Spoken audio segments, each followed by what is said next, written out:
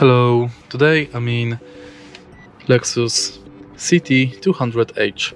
In this video I'll show you how to use front wipers.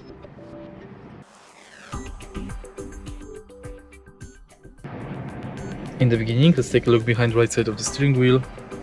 Right here we've got this lever to use front wipers. Push the lever upwards to use it in mist mode. Push it downwards to use it in auto mode that you can also adjust by twisting the middle part of the lever. Push it downwards again to use it in slow mode and again to use it in fast mode. To disable front wipers, set it to 0 position. And that's it. If you find this video helpful, please leave a like, comment and subscribe.